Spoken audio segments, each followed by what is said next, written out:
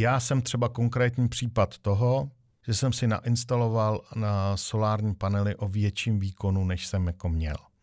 S vidinou toho, že si budu nabíjet elektroauto a tak dále. Když svítí to sluníčko a ta elektřina se vyrábí, tak ideální okamžik pro nabíjení elektroauta doma je přesně v okamžiku, když člověk není doma. V 11 hodin dopoledne se dostanou baterie přes veškerou spotřebu do situace, že jsou 100% nabitý a v tom začnu dodávat do sítě elektřinu za 50 halířů.